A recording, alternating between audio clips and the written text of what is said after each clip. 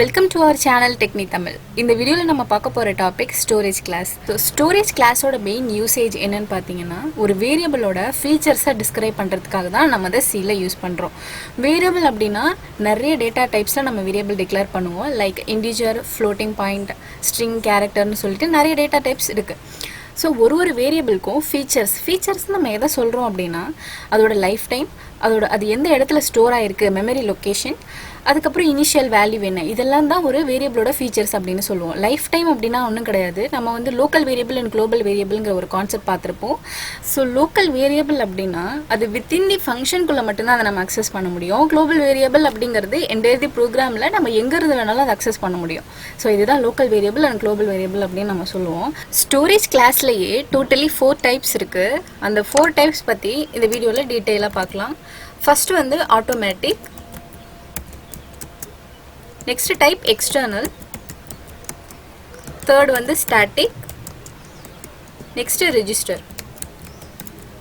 So இந்த 4 தான் வந்து ஸ்டோரேஜ் கிளாஸோட டைப்ஸ் அப்படின்னு சொல்லுவோம். ஆட்டோமேட்டிக் அப்படிங்கிறத ப்ரோக்ராமில் ஆட்டோன்னு ஒரு கீவேர்டு இருக்குது. எக்ஸ்டர்னலுக்கு கீவேர்டு வந்து எக்ஸ்டர்ன், ஸ்டாட்டிக்கு சேம் ஸ்டாட்டிக் தான், ரெஜிஸ்டருக்கு ரெஜிஸ்டர். ஸோ இதெல்லாம் தான் ப்ரோக்ராமில் யூஸ் பண்ணுற keywords. First auto storage class பற்றி பார்க்கலாம். ஆட்டோ ஸ்டோரேஜ் கிளாஸ் தான் டிஃபால்ட்டு ஸ்டோரேஜ் கிளாஸ் அப்படின்னு நம்ம சொல்கிறோம். ஏன்னா நம்ம ஆட்டோங்கிற கீவேர்டு கொடுத்து நம்ம ஒரு வேரியபிள் டிக்ளேர் பண்ணாலும், ஆட்டோ கீவேர்டு இல்லாமல் பண்ணாலும் சேம் தான். டிஃபால்ட்டாக எப்பயுமே நம்ம க்ரியேட் பண்ணுற வேரியபிள், டிக்ளேர் பண்ணுற வேரியபிள் தான் நம்ம ஆட்டோ வேரியபிள் அப்படின்னு சொல்லுவோம். ஸோ இது ஸ்டோரேஜ் கிளாஸ். இது எந்த இடத்துல ஸ்டோர் ஆகுது, மெமரி லொக்கேஷன் என்ன அப்படின்னு பார்த்தா ரேமில் தான் இது ஸ்டோர் ஆகும் ஆட்டோ கீவேர்ட். அண்ட் இதோட ஸ்கோப் ஆர் லைஃப் டைம் அப்படின்னு பார்த்தோம்னா வித்தின் தி ஃபங்க்ஷனுக்குள்ளே மட்டும்தான் இருக்கும். ஸோ இதுக்கு ஒரு எக்ஸாம்பிள் பார்க்கலாம். ஒரு இன்டிஜர் டிக்ளேர் பண்ணுறேன்.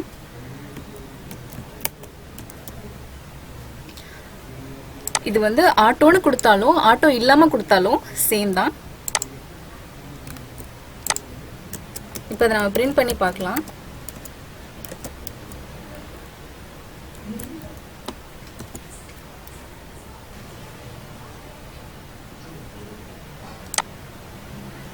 ஸோ இதை பிரிண்ட் பண்ணும்போது எனக்கு 1ன்னு பிரிண்ட் ஆகிருக்கு. இப்போ இதோட மெமரி லொக்கேஷன் நம்ம பிரிண்ட் பண்ணி பார்க்கலாம். ஸோ ஒரு வேரியபிளோட மெமரி லொக்கேஷன் நம்மளுக்கு வேணும் அப்படின்னா ஆம்பர்சன் சிம்பிள் யூஸ் பண்ணணும். ஆம்பர்சன் ஏ அப்படின்னா இந்த ஏங்கிற வேரியபிள் எந்த இடத்துல ஸ்டோர் ஆகிருக்கோ அந்த மெமரி லொக்கேஷனோட வேல்யூவை எனக்கு இது ரிட்டர்ன் பண்ணும். ஸோ இந்த மெமரியில் தான் அந்த ஏங்கிற ஒரு வேரியபிள் ஸ்டோர் ஆகிருக்கு. அடுத்ததாக எக்ஸ்டர்ன் கீவேர்ட் பற்றி பார்க்கலாம். இது வந்து நம்ம அவுட் சைட் தி ப்ரோக்ராம் டிக்ளேர் பண்ணிவிட்டு நம்ம இன்சைட் தி ப்ரோக்ராம் யூஸ் பண்ணிக்கலாம். குளோபல் வேரியபிள் மாதிரி அப்படிங்கிறதுனால என்டையர் தி ப்ரோக்ராமில் எங்கே வேணாலும் எந்த ஃபங்க்ஷனில் வேணாலும் இதை நம்ம அக்சஸ் பண்ணிக்க முடியும். இது ஸ்டோர் ஆகிற இடம் வந்து ரேம் தான். எக்ஸ்டர்னுக்கு இப்போ எக்ஸாம்பிள் பார்க்கலாம்.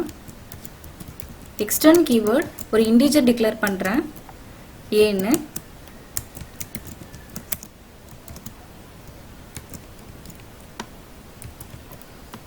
ஏக்கு எந்த ஒரு வேல்யூவும் நான் அசைன் பண்ணல. ஜஸ்ட் நான் இப்போயே கம்பைல் பண்ணி காட்டுறேன். எரர், எரர் வருது. அன்டிஃபைன்டு ரெஃபரன்ஸ் டு ஏ அப்படின்னு எரர் வருது. ஏன் அப்படின்னா எக்ஸ்டர்ன் அப்படிங்கிறதோட மீனிங் எக்ஸ்டர்னல். ஸோ எந்த வேரியபிள் எக்ஸ்டர்னலாக நம்ம கிரியேட் பண்ணாலும் அது அவுட் சைட் ஆஃப் தி ப்ரோக்ராமில் தான் நம்ம டிக்ளேர் பண்ணியிருக்கணும். இன்சைட் தி ப்ரோக்ராம் நம்ம ஃபஸ்ட்டு டிக்ளேர் பண்ணுறதுனால தான் இந்த எரர் வருது.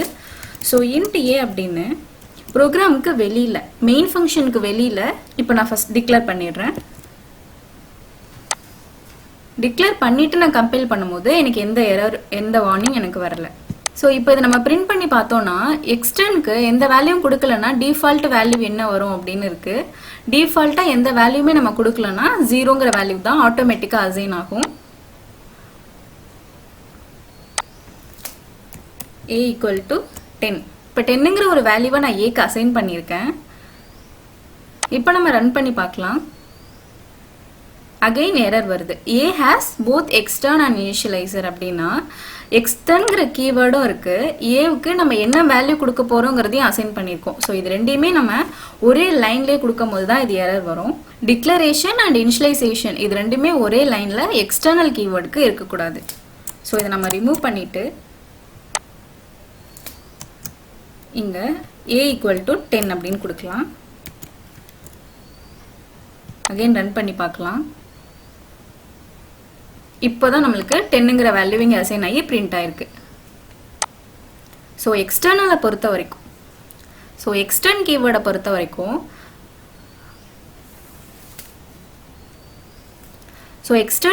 பொறுத்த வரைக்கும், அந்த வேரியபிளை நம்ம ப்ரோக்ராமோட அவுட் சைடில் ஃபஸ்ட்டு டிக்ளேர் பண்ணியிருக்கணும். ஸோ எக்ஸ்டர்ன் கீவேர்ட் டிக்ளரேஷனும் இனிஷியலைசேஷனும் ஒரே லைனில் இருக்கக்கூடாது. இப்போ நெக்ஸ்ட்டு மெமரி லொக்கேஷன் நம்ம செக் பண்ணி பார்க்கலாம். அதுக்கு நான் ஆம்பர்சன் யூஸ் பண்ணணும். ரன் பண்ணும்போது இந்த மெமரி லொக்கேஷனில் தான் எனக்கு இந்த எக்ஸ்டர்னல் கீவேர்ட் ஸ்டோர் ஆயிருக்கு. எக்ஸ்டர்னில் இன்னொரு விஷயம் இருக்கு. என்னென்னா, இப்போ a = 10 அப்படின்னு நான் இன்சைட் தி ப்ரோக்ராமில் டிக்ளேர் பண்ணியிருந்தேன். இதே அவுட் சைட் ஆஃப் த ப்ரோக்ராமில் நம்ம டிக்ளேர் பண்ணி பார்க்கலாம். ப்ரோக்ராம் ஆக்சுவலி இதோட முடிஞ்சிச்சு. பட் நான் வந்து கீழே a = 10 அப்படின்னு அவுட் சைட் ஆஃப் த ப்ரோக்ராமில் டிக்ளேர் பண்ணியிருக்கேன். ஸோ இப்போ இதை நம்ம கம்பைல் பண்ணி பார்க்கலாம். 10ங்கிற வேல்யூ கரெக்டாக பிரிண்ட் ஆகுது. நான் ப்ரோக்ராமுக்கு வெளியில் டிக்ளேர் பண்ணால் கூட எக்ஸ்டர்ன் கீவேர்டு இருக்கிறதுனால இதை எடுத்து யூஸ் பண்ண முடியும். இப்போ எக்ஸ்டர்ன் கீவேர்டு இங்கே இல்லை அப்படின்னா நீங்கள் அவுட் சைடில் a = 10ன்னு கொடுக்கும்போது அது ஒர்க் ஆகாது. ஸோ இதுதான் எக்ஸ்டர்ன் கீவேர்டோட மெயின் யூஸ். ஸோ நெக்ஸ்ட்டு வந்து ஸ்டாட்டிக் கீவேர்ட் பற்றி பார்க்கலாம். ஸோ ஸ்டாட்டிக் அப்படிங்கிற கீவேர்ட் போட்டிருக்கேன். ஸ்டாட்டிக் a = ஒரு வேல்யூவை நான் இப்போ ஏக்கு அசைன் பண்ணி பிரிண்ட் பண்ணுறேன்.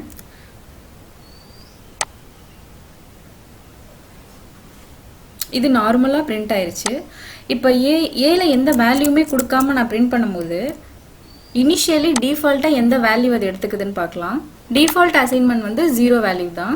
நெக்ஸ்ட் மெமரி லொக்கேஷன் நம்ம செக் பண்ணி பார்க்கலாம். இதுவும் ஆக்சுவலி ரேமில் தான் ஸ்டோர் ஆகும். ஸோ எனக்கு ஒரு மெமரி லொக்கேஷனை இது ரிட்டர்ன் பண்ணும். ஓகே, இந்த மெமரி லொக்கேஷனில் ஸ்டோர் ஆயிருக்கு.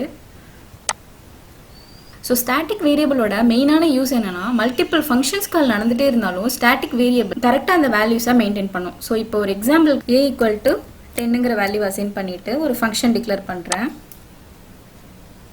இந்த ஃபங்க்ஷனில் நான் ஒரு ஸ்டாட்டிக் வேரியபிளை டிக்ளேர் பண்ண போகிறேன். ஸ்டாட்டிக் int a = 10 அப்படிங்கிற ஒரு வேல்யூ இருக்குது. நெக்ஸ்ட்டு a++, ஃபஸ்ட் டைம் 10, 11 அந்த மாதிரி பிரிண்ட் ஆகிறதுக்காக a++ கொடுத்துருக்கேன். நெக்ஸ்ட்டு printf ஸ்டேட்மெண்ட் கொடுக்கலாம்.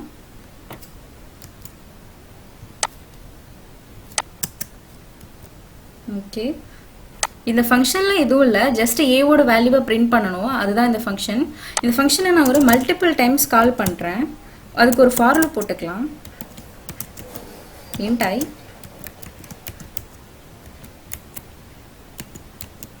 ஒரு 5 டைம்ஸ் பிரிண்ட் பண்ணுறதுக்காக I < 5 கொடுத்துருக்கேன்.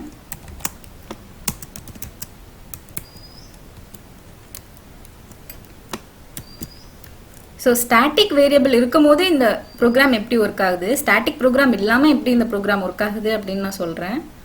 அவுட்புட் பார்க்கலாம்.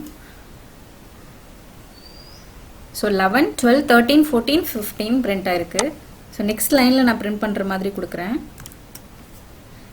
ஸோ 11, 12, 13, 14, 15 இப்படி பிரிண்ட் ஆயிருக்கு.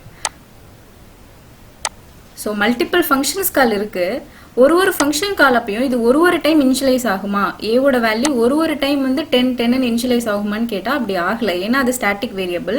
ஒரே டைம் மட்டும்தான் இது இனிஷியலைஸ் ஆயிருக்கு 10ன்னு. நெக்ஸ்ட் டைம் அதே வேல்யூவை நெக்ஸ்ட் ஃபங்க்ஷன் கால் வரைக்கும் அது பர்சேஸ் பண்ணியிருக்கு. ஸோ இதுதான் இதோட ஃபங்க்ஷனாலிட்டி. இப்போ இந்த ஸ்டாட்டிக் வேரியபிள் இல்லாமல் நான் பண்ணுறேன். இப்போ ரன் பண்ணும்போது எப்படி இருக்குன்னு பார்க்கலாம். எல்லாமே 11 பிரிண்ட் ஆயிருக்கு. இது எல்லாமே 11 பிரிண்ட் ஆயிருக்கிறதுக்கு ரீசன் என்னன்னு நம்மளுக்கு நல்லாவே தெரியும். ஒரு டைமும் இந்த int a = 10 அப்படிங்கிற வேல்யூ அசைன் ஆகிட்டே இருந்திருக்கு. ஃபங்க்ஷன் கால் இருக்குது. நெக்ஸ்ட் இந்த ஃபங்க்ஷனுக்குள்ளே போகும்போது a = 10 புதுசாக அசைன் பண்ணுது, a++, நெக்ஸ்ட் பிரிண்ட் பண்ணுது. இதே ரிப்பீட்டடாக நடந்துட்டுருக்கு. இது ஸ்டாட்டிக் வேரியபிள் நான் கொடுக்கும்போது ஒரு டைம் 10 இனிஷியலைஸ் ஆகுறது, நெக்ஸ்ட் ஃபங்க்ஷன் கால் வரைக்கும் அதே வேல்யூவை அந்த ஏல அது ஸ்டோர் பண்ணியிருக்கு. ஸோ இதுதான் ஸ்டாட்டிக் வேரியபிளுக்கான எக்ஸாம்பிள். இப்போ நெக்ஸ்ட் நம்ம ரெஜிஸ்டர் கீவேர்ட் பற்றி பார்க்கலாம். ரெஜிஸ்டர் int a, நான் எந்த வேல்யூவும் நான் இப்போ அசைன் பண்ணல, ஜஸ்ட்டு பிரிண்ட் பண்ணி பார்க்கலாம். டிஃபால்ட் வேல்யூ என்னன்னு பார்க்கலாம்.